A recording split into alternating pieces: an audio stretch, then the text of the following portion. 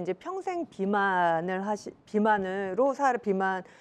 이제 고생하신 40대 중반 정도 네. 여성분이신데 키가 168, 체중이 100kg 정도이신 것 같아요. 그러면 네. 이제 고도 비만 여성의 이제 어떻게 하면 이제 운동을 해서 뭐 뺄 수 있는지, 아니면 운동 전후에 이렇게 체중이 좀 많은 분들은 좀 운동도 위험할 수 있을 것 같아요. 그럼 이제 어떤 운동을 또 해야 되는지, 그리고 질환에 대한 또 위험도가 또 클 것 같아요, 고도 비만은. 맞아요. 예, 그런 부분 한번 비만 단계를 한번 좀 설명해 네. 주시겠어요? 맞아요.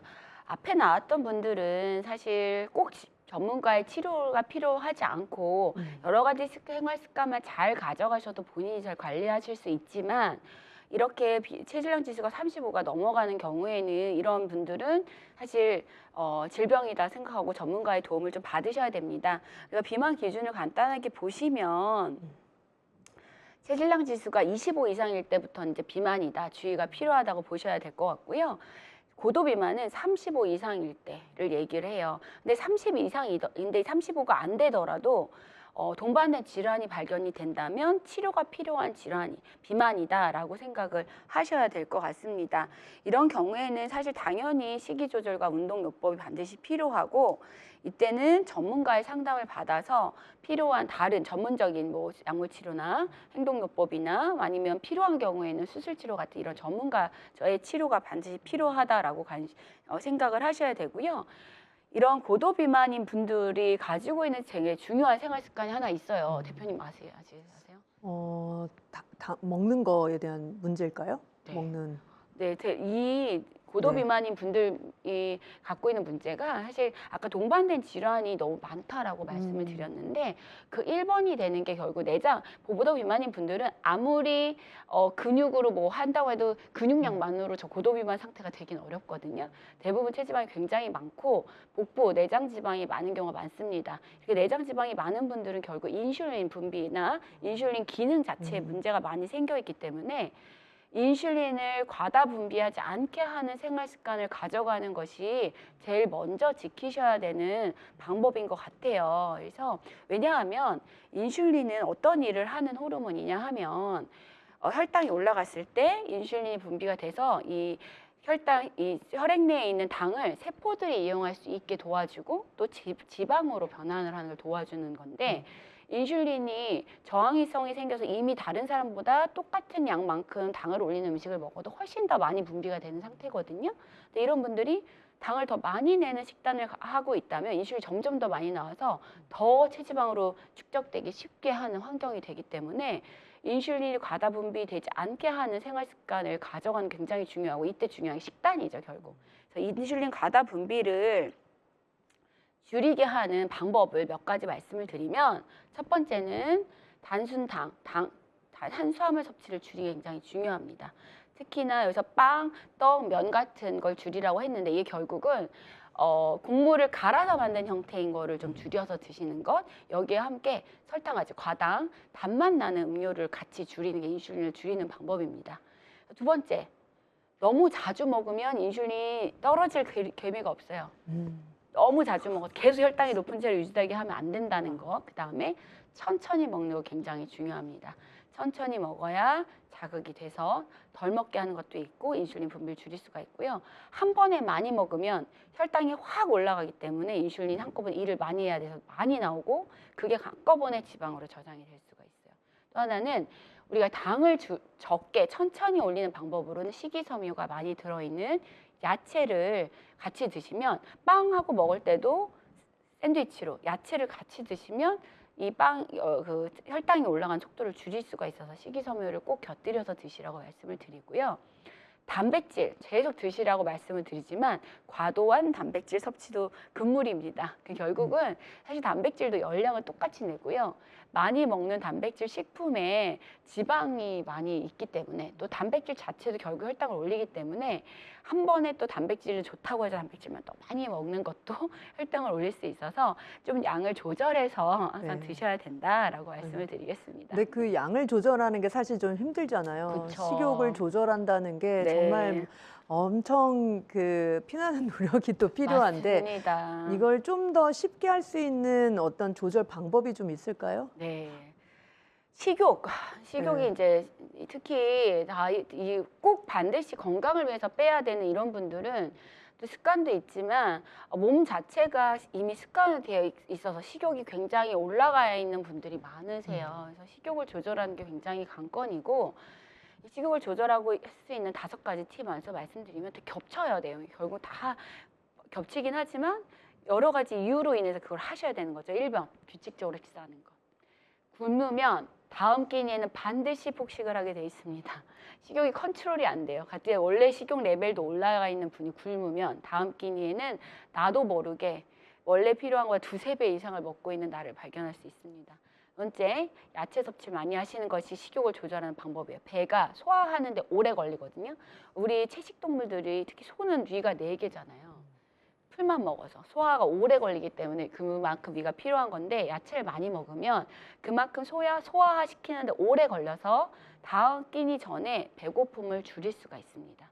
3번째, 단백질 음식. 이것도 마찬가지로 소화가 천천히 되기 때문에 드셔야 되고 천천히 먹는 게 굉장히 중요합니다. 우리가 식사 시간이 짧을수록 배가 고프다는 신호가 가기 전에 필요 이상의 열량을 먹게 되기 때문에 굉장히 천천히 드셔야 돼요. 그래서 우리나라 식단 자체가 한 번에 차려놓고 먹어서 특히나 나쁜데 사실 프랑스 사람들처럼 하나하나 코스별로 식사 시간에 좀 차이를 두면서 순서를 야채, 단백질 이런 식으로 천천히 식사를 하실 수 있도록 하는 게 필요할 것 같고요. 5번째, 단 음식을 덜 드셔야 됩니다. 단 음식을 덜 드시라고 하는 이유에는 아까 인슐린 분비도 있지만 인슐린이 많이 올라가서 높은 혈당이 뚝 떨어지면 이 차이가 나는 것만큼 나는 더 빨리 혈당이 올라가면 기분이 좋아지고 스트레스가 풀리거든요. 맞아요. 더 심하게 열량 높은 음식이 먹고 싶어져요. 그래서 단 음식은 반드시 피하셔야 합니다. 네. 여러분 방금 보신 식욕 조절 방법 중에 오늘 한 가지라도 내가 좀 목표를 가지고 이제 해보겠다, 실천해 보겠다라는 거를 한번 좀 생각해 보시고 이제 이걸 좀 실천하는 게 진짜 중요할 것 같아요. 저희가 이제 방송을 많이 하고 여러분들하고 이제 이 건강에 대한 얘기를 하는데 아까 교수님 초반에 얘기하셨지만 이제 뭔가 비만도나 이제 이런 비만이 되게 중요하잖아요. 관리하는 게 체중 관리를 하는데도 목표가 필요하고 이런 맞아요. 건강 목표를 설정했다고 하면 이제 이게 아프지 않기 위해서 사실 하는 맞아요. 거를 떠나서 거기 아픈 것 이전에 여러분들이 일상생활을 건강하게 하고 활력이 생기고 기분이 좋고 맞아요. 그러면 자신감도 생기고 이러면서 이제 삶의 질이 좀 더 풍성해지고 그런 행복한 어떻게 보면 생활을 하기 위해서 사실 저희가 건강 관리하는 게 아니겠습니까? 그래서 아프기 전에 아프지 않기 위해서 하는 목표도 중요하지만 미리 건강을 잘 관리해서 기분 좋고 뭔가 네. 의욕이 넘쳐서 일을 아니면 이제 직장이든 집에서든 좀 더 긍정적이고 또 자신감 있는 모습을 찾으려고 하는 노력들이니까요. 꼭 작은 거부터 한번 실천해 보면 그리고 좋겠습니다. 사실 식사만 말씀드리고 제가 운동을 말씀을 못 드렸는데 네. 고도비만인 분들도 앞에 체중 감량하는 거랑 비슷한데 하나 되게 중요한 게 있어요. 뭐가 있냐면 고도비만인 분들은 사실 내 뼈는 사실 사람이 체중이 많이 나온다고 더 두껍거나 힘이 더 세거나 그렇지 않거든요.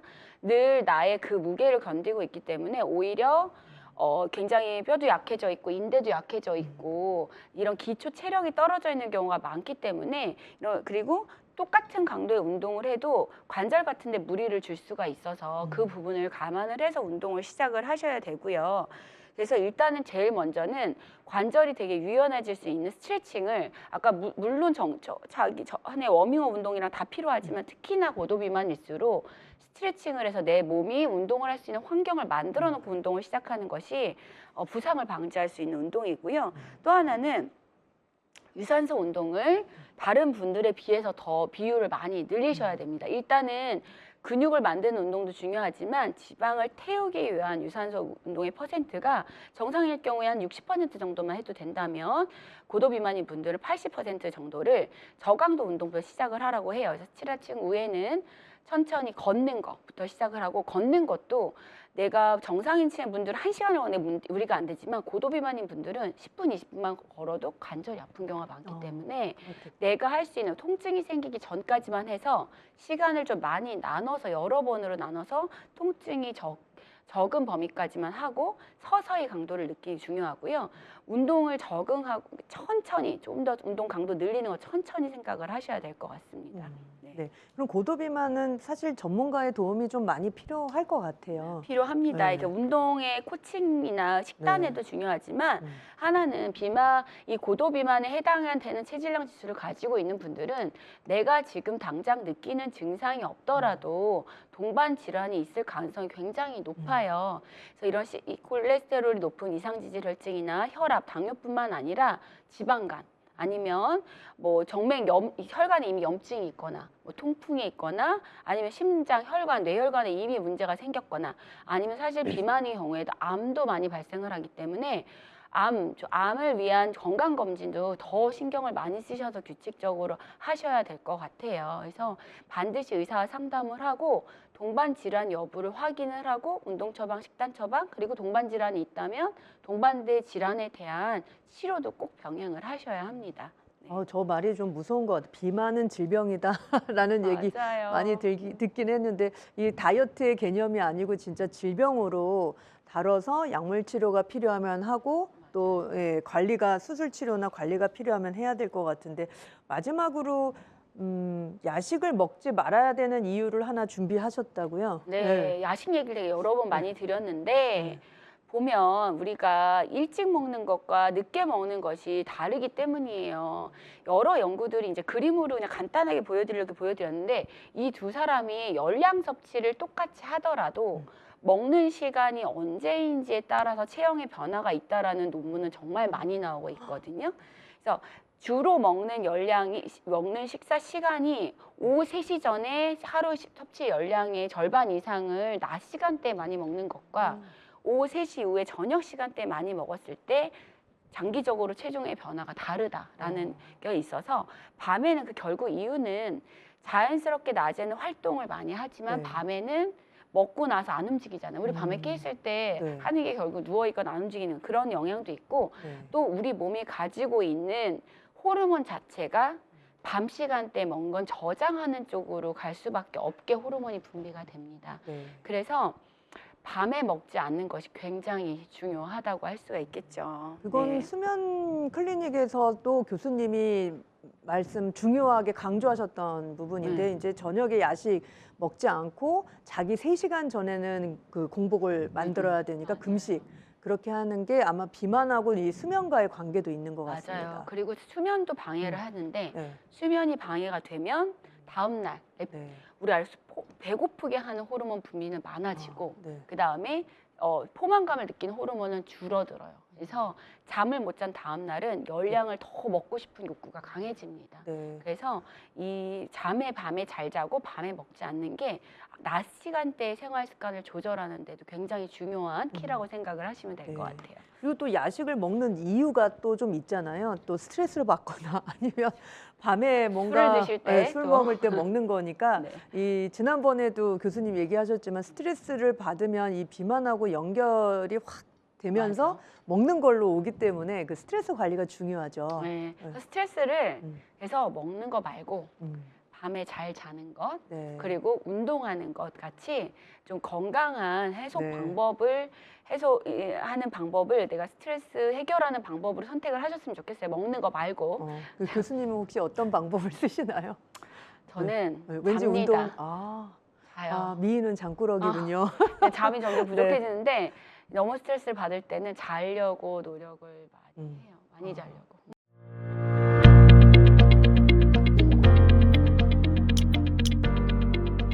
안녕하세요. 건강한 요일의 앨리스 대표 앨리스입니다. 어떻게 건강 관리를 하시나요? 내 건강은 내가 지켜야 합니다. 좋은 생활 습관을 만들어 간다면 아프지 않게 될 수 있습니다. 건강한 습관 만들기를 위해서 저희 앨리스 서비스를 시작합니다. 하루에 잠깐 라이브로 1시간 정도 원데이 코칭 시간을 갖습니다. 명의들을 모시고 건강에 대한 이야기를 하는데요. 나한테 맞는 생활 습관을 만들어 보실 수 있도록 원데이 코칭 준비했습니다. 강의만 듣는 게 아니고 자유롭게 물어보고 따라하고 함께 할 수 있는 시간입니다. 작심 3일 되시는 경험 많이 하셨죠? 자가 설문을 하신 분들께 유형별로 큐레이션된 영상을 한 달에 8번을 드리게 되고요. 영상을 보시고 미션이 생깁니다. 일주일에 3번씩 따라하게 되면 미라클 챌린지가 모여서 여러분들께 정말 미라클한 건강 상태로 만들어줄 수 있습니다.